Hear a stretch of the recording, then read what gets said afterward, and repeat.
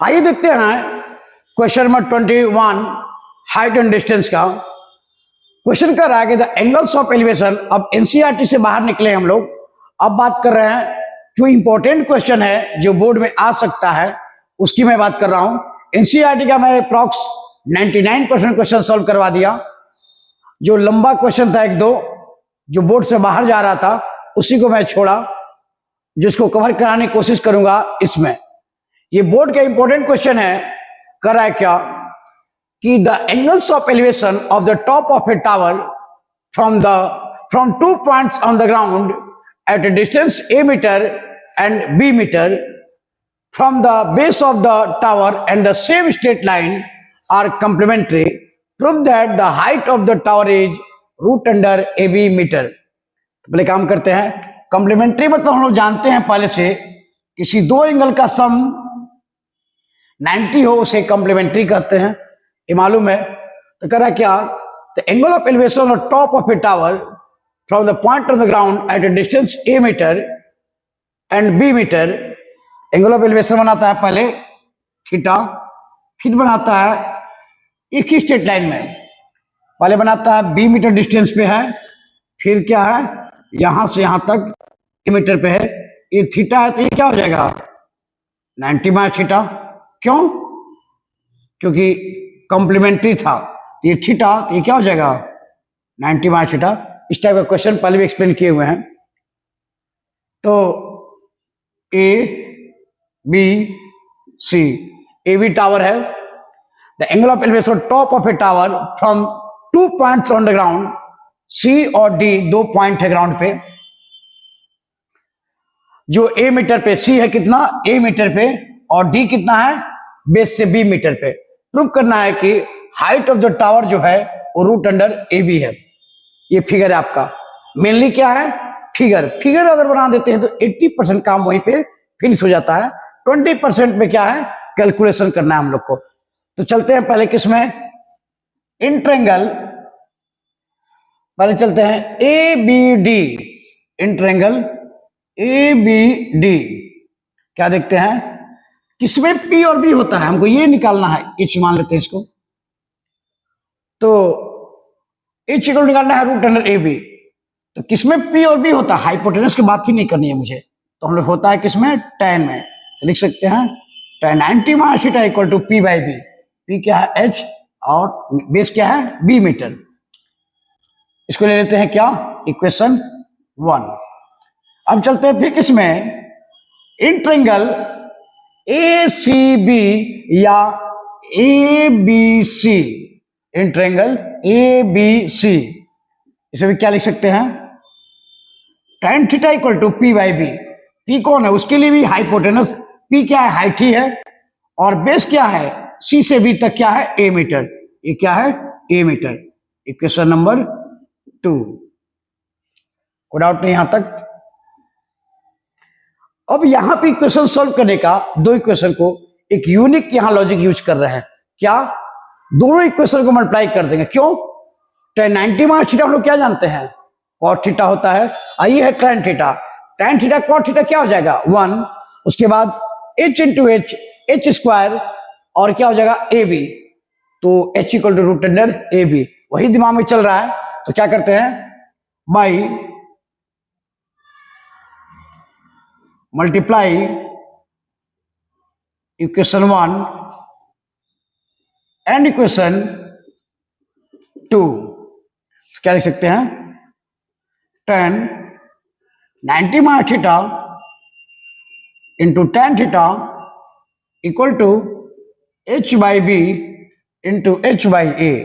tan 90 minus theta क्या हो जाता है cot थीटा और ये क्या है tan theta h into H square into B A B. Doubt नहीं। और tan theta into cot theta क्या होता है 1। हम लोग पहले जानते हैं क्या होता है tan theta into cot theta equal to 1। तो 1 इक्वल टू क्या लिख सकते हैं h square by A B. यहां लिख देंगे क्या, hence tan theta into cot theta equal to 1। तो h square equal to A B, तो h equal to root under A B. यही प्रूव करना था। तो लिख सकते हैं क्या, so the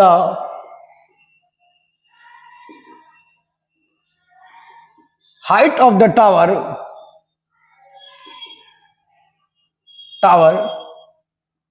is root under A B metre. यही क्या करना था हमको, प्रूफ करना था।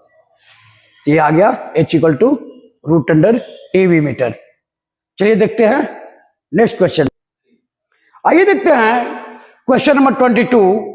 ये 5 मार्क्स का क्वेश्चन पूछेगा बोर्ड में। 2019 में क्वेश्चन में, स्पेशली 2019 में आया था क्वेश्चन।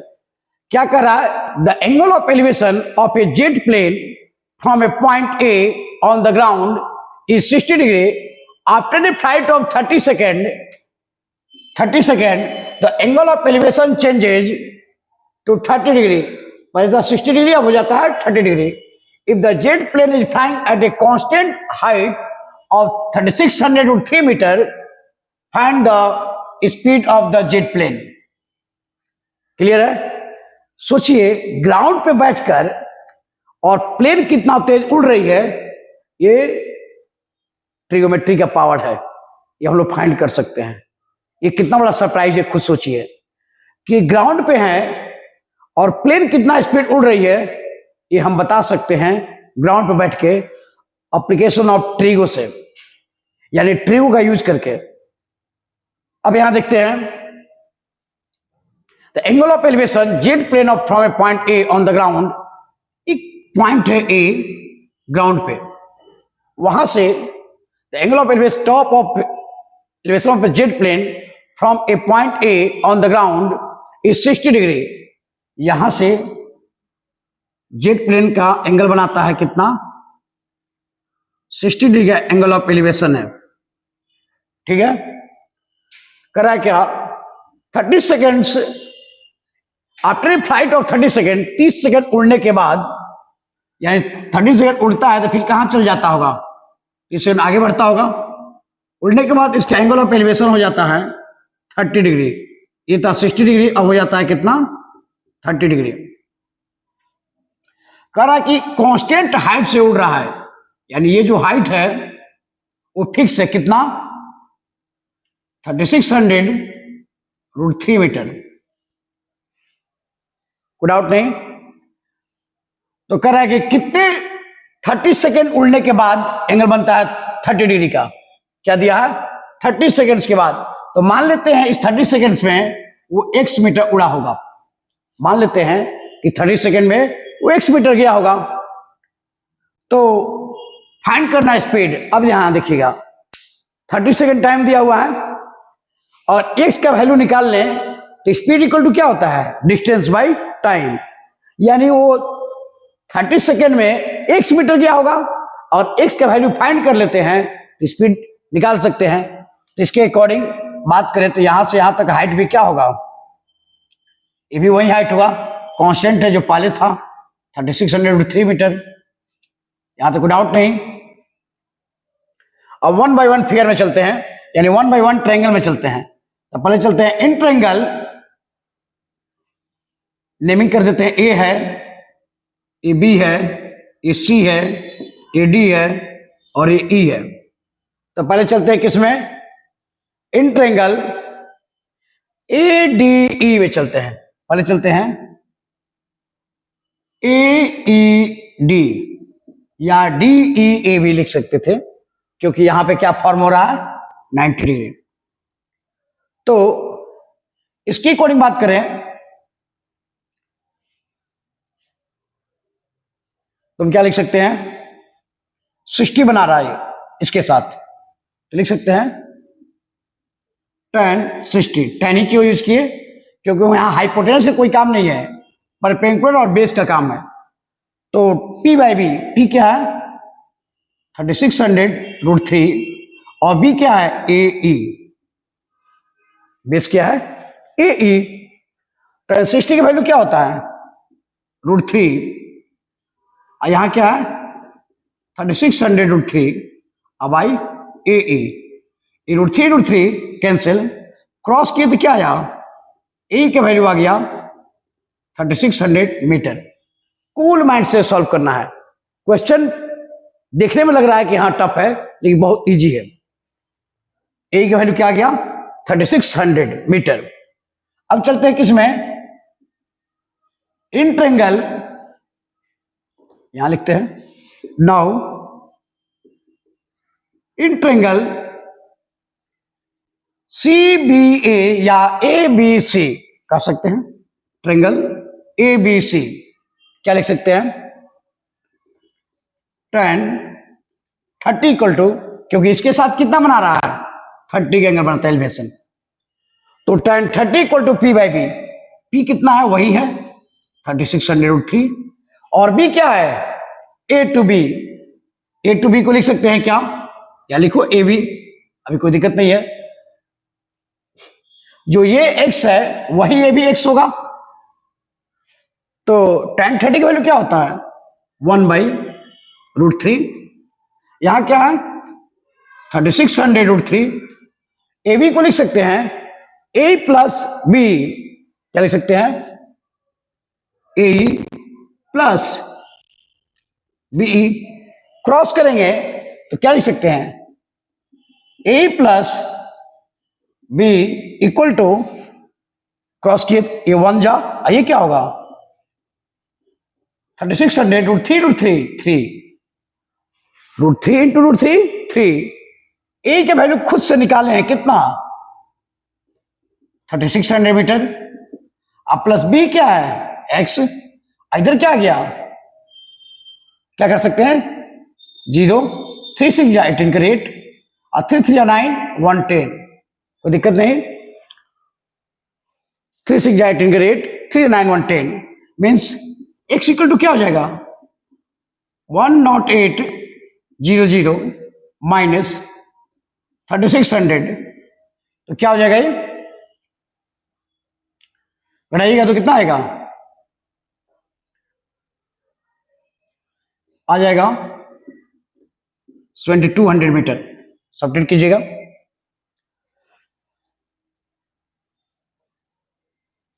आप ऐड कर दो 36, क्या आ जाता? 8 7 3 10, वही आता। तो सब्ट्रैक्ट कीजिए तो क्या आएगा? सब्ट्रैक्शन करने आता होगा, वहीं पर बहुत खर्च किए हैं। एक्स का वैल्यू क्या आ गया? 2200 metre means what?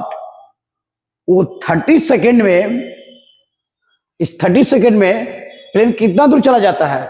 2200 meter. Therefore distance cover by a jet plane in 30 second is कितना करेगा? 7200 meter. So speed equal to क्या होता है? Distance by time. डिस्टेंस कितना यहां? 2200 मीटर, और टाइम कितना दिया था क्वेश्चन में? 30 सेकेंड। 0 0 कैंसिल, 3 2 जा 6, और 3 4 जा 12, 240 कैंसिल कर देंगे तो क्या आएगा? 240 मीटर पर सेकेंड। यानी स्पीड क्या था उसका? 240 मीटर पर सेकेंड। ऐसा कुछ भी नहीं कहा है कि किलोमीटर में फाइंड कीजिए या जिसमें भी, तो आप 240 मीटर पर सेकेंड आया। अब चाहें तो किलोमीटर पर आवर में कन्वर्ट कर सकते हैं इसको, आप जैसा चाहें वैसे लिख सकते हैं। ये आपका आंसर हो गया, यानी 240 मीटर पर सेकेंड की स्पीड से जेट प्लेन फ्लाई कर रहा था। चलिए देखते हैं नेक्स्ट क्वेश्चन में। आइए देखते हैं क्वेश्चन नंबर 23। सीबीएसई 2014, 18 एंड 19 ये 3 बार रिपीट कर चुका है बोर्ड एग्जाम में। इससे पता चलता है कि कितना इंपॉर्टेंट क्वेश्चन है, यानी आप इसको वीवीआई के कैटेगरी में रख सकते हैं, there is no doubt about it. अब यहां देखते हैं, क्वेश्चन को पढ़ते हैं। As observed from the top of a 100 meter high light house, the angle of depression of 2 ships are 30 degree and 45 degree. इस टाइप का क्वेश्चन एनसीईआरटी में भी है, और मुझे लगता है कि सेम है, डाटा थोड़ा वेरी किया हो। 30 degree 45 degree if one ship, यानी हम क्वेश्चन इसके पहले जो बनवाए हैं एनसीआर क्वेश्चन जो सॉल्व करवाए थे 20 तक, पार्ट 1, पार्ट 2, पार्ट 3 जब देखिएगा उसमें एक क्वेश्चन होगा। फिर आपको एक बार इसको समझा देते हैं, क्योंकि उस क्वेश्चन में इस क्वेश्चन में हो सकता है डिफरेंस हो, क्योंकि उसका कुछ आंसर और है, डाटा कुछ वेरी है, लेकिन फॉर्मेट दोनों का सेम है।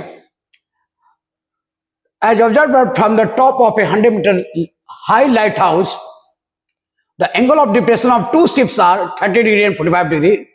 If one ship is exactly behind the other on the same side of the lighthouse, find the distance between the ships. तो काम करते हैं, एक लाइट हाउस है जिसकी हाइट है कितनी, 100 मीटर। ये मैं नहीं कर रहा हूं, क्वेश्चन कर रहा है।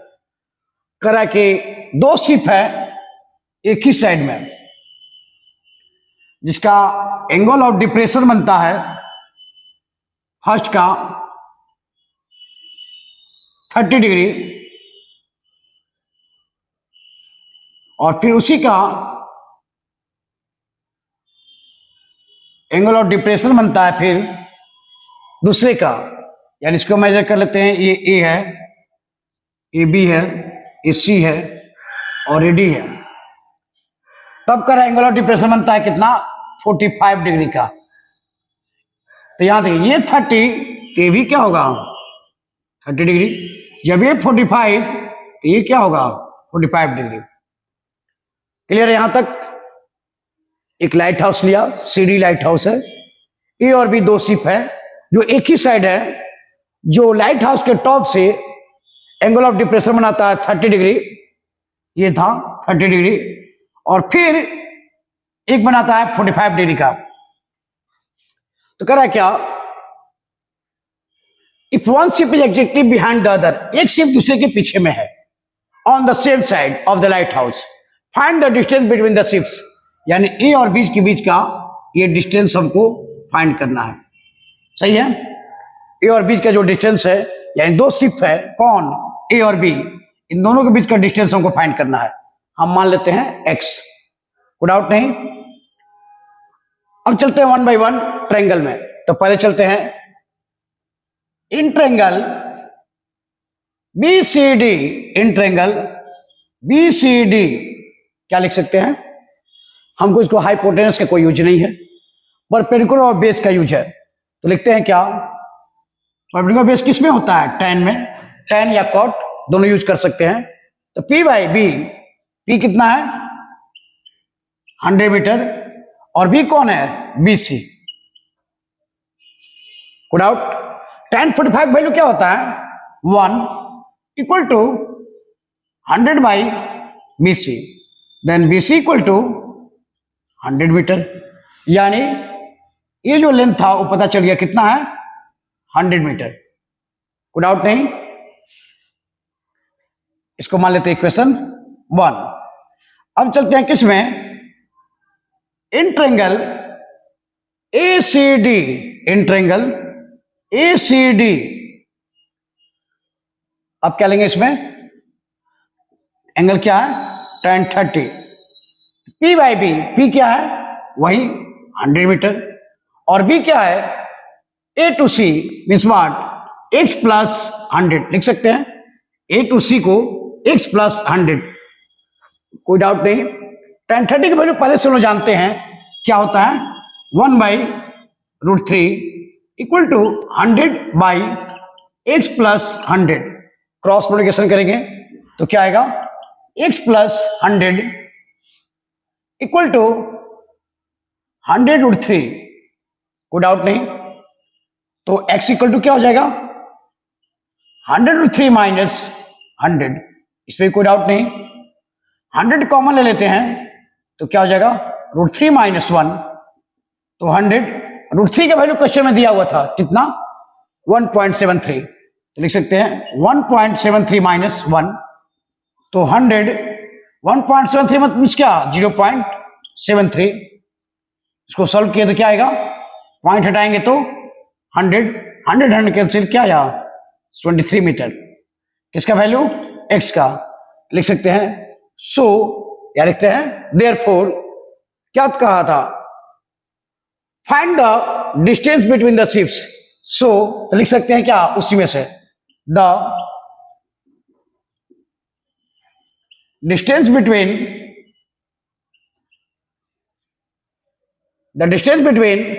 The ships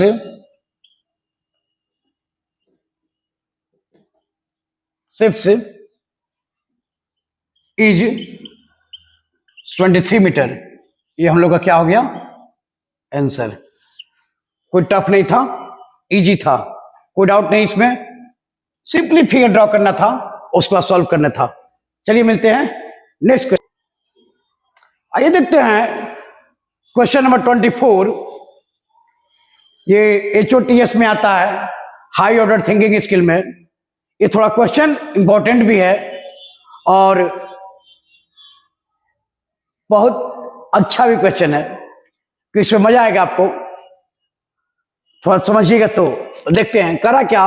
from the top of a light house the angle of depression of two ships on the opposite sides of it are observe to be alpha and beta if the height of the lighthouse be h meter and the line joining the ships passes through the foot of the lighthouse, so that the distance between the ships is h into tan alpha plus tan beta by tan alpha into tan beta। तो बोले काम करते हैं, figure draw करते हैं। पहले एक बनाते हैं light house. From the top of light house the angle of depression of two ships, दो शिप है, वो भी कौन अपोजिट साइड्स, किसके किसके अपोजिट, लाइट हाउस के। लाइट हाउस की हाइट कितनी है, h मीटर। मैं नहीं कर रहा हूं, क्वेश्चन दिए हुए हैं। अब करा क्या, एंगल ऑफ डिप्रेशन क्या दिया है, एंगल ऑफ डिप्रेशन ये बना रहा है कितना, अल्फा, ये बना रहा है एंगल ऑफ डिप्रेशन बीटा। और ये अल्फा है, मींस अगर ये अल्फा है ये ऑटोमेटिक क्या हो जाएगा अल्फा, ये बीटा है ये क्या हो जाएगा बीटा।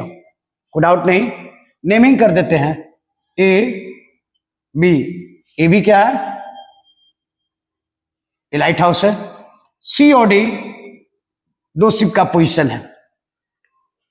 तो कह रहा है क्या, the distance between the ships, इसको मान लेते हैं x और इसको मान लेते हैं y, यानी x plus Y equal to proof करना होगा क्या, H tan alpha plus tan beta by tan alpha into tan beta. इसमें कोई डाउट नहीं। तो पहले चलते हैं किसमें, चलते हैं इन ट्रायंगल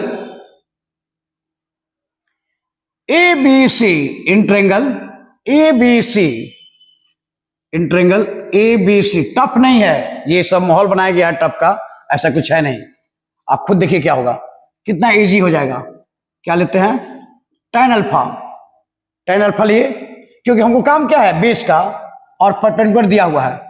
तो लिख सकते हैं क्या, P by B means what, H by X. कोई डाउट नहीं। तो यहां से x के वैल्यू निकाल लेंगे, x इक्वल टू क्या हो जाएगा, H by tan alpha. Equation number 1, कोई डाउट नहीं।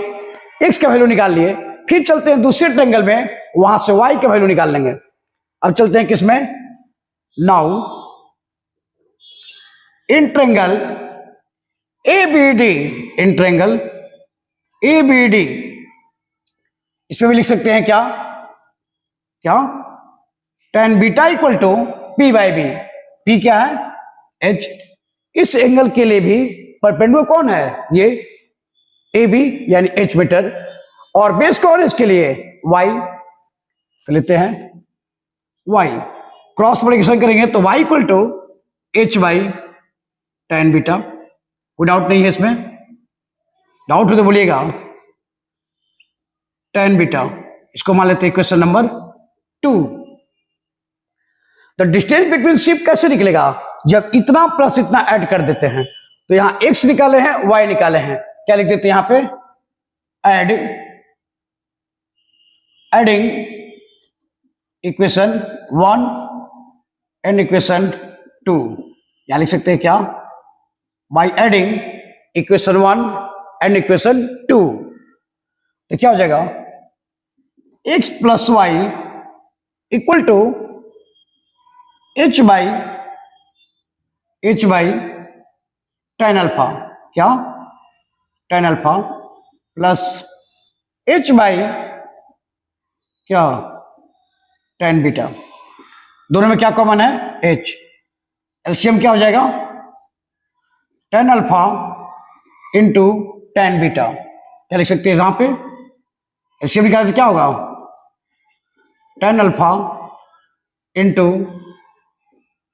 टेन बीटा, यहां क्या हो जाएगा, 1 हो चुका है, h कॉमन ले चुके हैं, यहां क्या हो जाएगा, tan beta plus tan alpha, ये क्या हो गया, x plus Y equal to, X plus Y equal to आया, इसे लिख सकते हैं so the distance between the ships is क्या, h into tan beta plus tan alpha by tan alpha into tan beta, यही क्या करना था, प्रूव करना था, कोई डाउट नहीं, इजी था, देखने में लग रहा था बहुत टफ, इसको HOTS में डालना ही बेवकूफी थी। चलिए देखते हैं नेक्स्ट क्वेश्चन में, आइए देखते हैं question number 25, a round balloon of the radius R subtends an angle alpha at the eye of the observer while the angle of elevation of its center is beta. Prove that the height of the center of the balloon is r sin beta into cosec alpha by 2. ये भी HOTS question है, high order thinking skill का। ये question को solve करने के लिए पहले फिगर ड्रॉ करते हैं। करा क्या, एक राउंड बैलून है जिसका रेडियस क्या है, r है, subtend an angle alpha at the eye of the observer while the angle of elevation of its center is beta. करा क्या, ऑब्जर्वर यहां से देखता है पूरे एंगल को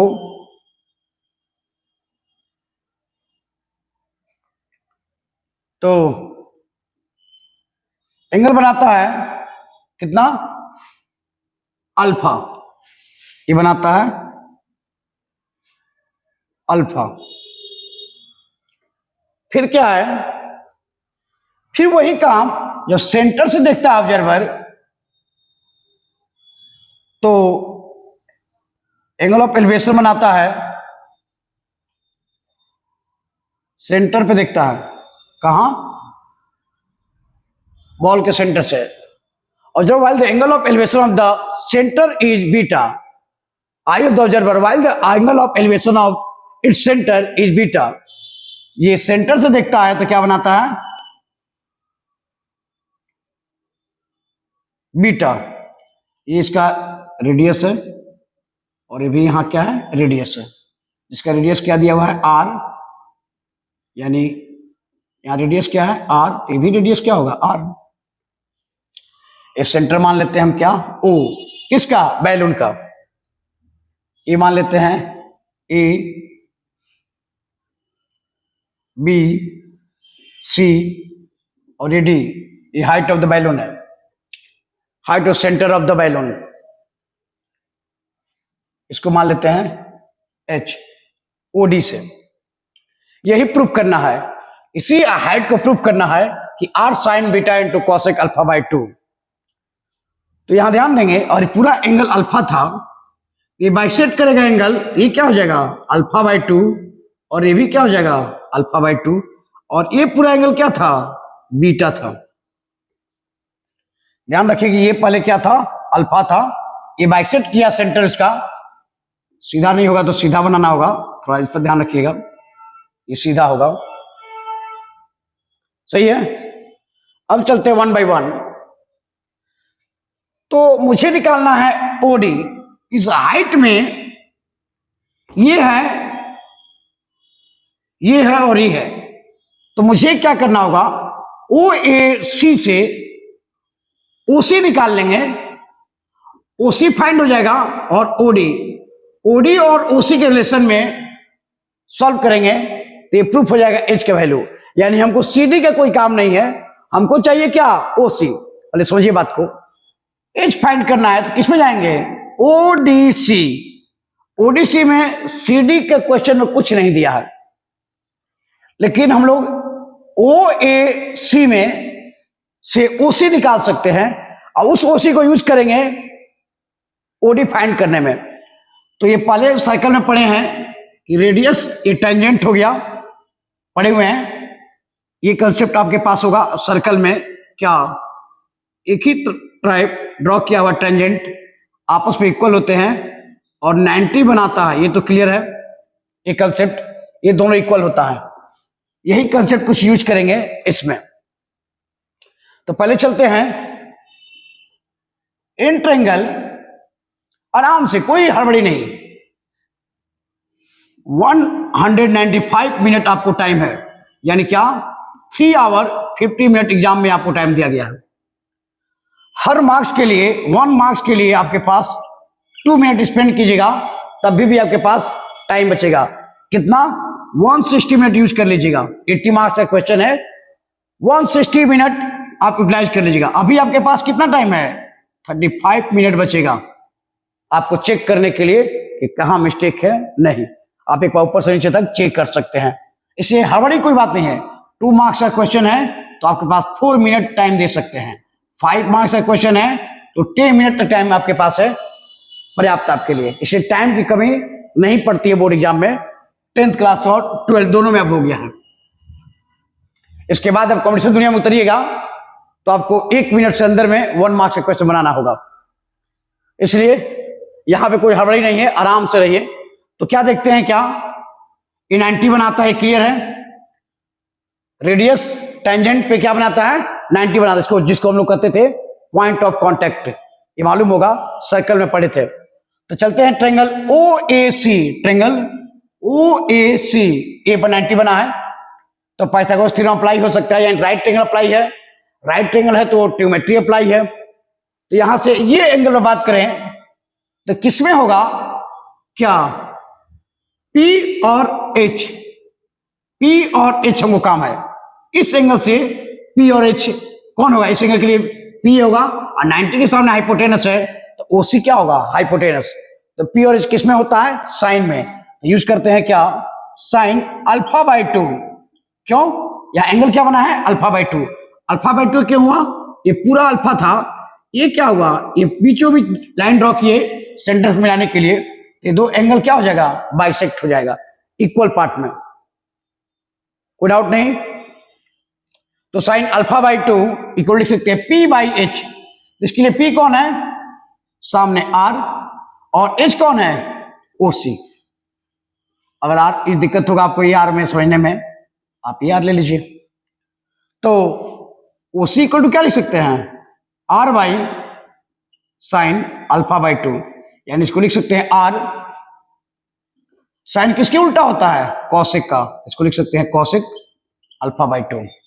ये क्या आ गया, इक्वेशन 1, किसका वैल्यू है, OC का, यानी हमको OC फाइंड हो गया। अब चलते हैं किसमें, in triangle ODC, triangle ODC, जहां 90 बनता है उसको बीच में रखते हैं, इसलिए मैंने क्या किया, D को बीच में रखा, यहां A को बीच में रखा। इन ट्रायंगल ODC, यहां एंगल क्या बन रहा है, beta.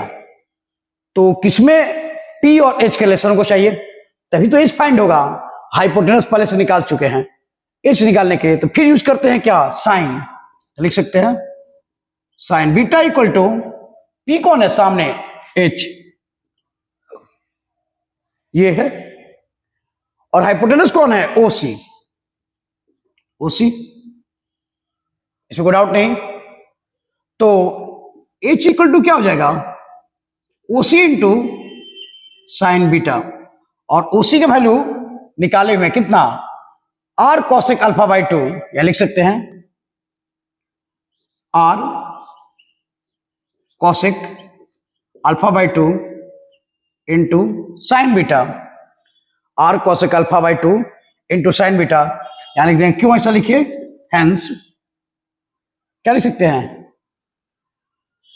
OC equal to R cosec alpha by 2, सही है, किससे, फ्रॉम इक्वेशन 1 में से निकाले थे हम लोग, यानी क्या गया, R cosec alpha by 2 into sine beta, यही हम लोगों को क्या करना था, प्रूव करना था, लिख सकते हैं, so the centre of the balloon, so the height of the center of the balloon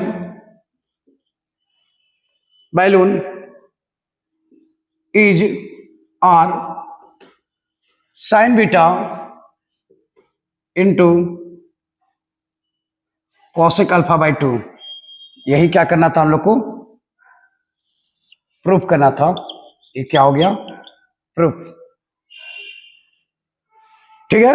ये था हाइट एंड डिस्टेंस का जितना इंपॉर्टेंट क्वेश्चन है अप्रॉक्स, मैंने 99% सॉल्व कर दिया हूं, एनसीईआरटी का अप्रॉक्स सब क्वेश्चन, ये आपको इससे बाहर हाइट एंड डिस्टेंस से क्वेश्चन नहीं आएगा, ये मैं आपको श्योर कर रहा हूं, और आएगा तो डाटा चेंज कर सकता है, फॉर्मेट वही रहेगा, इसे ज्यादा क्वेश्चन को देखिए उसको, और उसको खुद से सॉल्व करने की कोशिश कीजिए, मैं श्योर हूं कि इससे बाहर क्वेश्चन नहीं आएगा हाइट एंड डिस्टेंस से। इसी के साथ आज हाइट एंड डिस्टेंस फिनिश करते हैं। 25 क्वेश्चन मैं टोटल दिया हूं हाइट एंड डिस्टेंस में, लॉजिक के साथ आप इसको खुद से एक नोटबुक में सॉल्व कर लीजिए अपने, और मैं श्योर कर रहा हूं आपको, बार बार मैं बोल रहा हूं इस बात के लिए कि 100% क्वेश्चन इसी से रहेगा, आप देखिएगा बोर्ड एग्जाम में अप्रॉक्स इससे मैच करेगा। चलिए फिर स्टार्ट करेंगे न्यू टॉपिक के साथ नेक्स्ट वीडियो में। जय हिंद।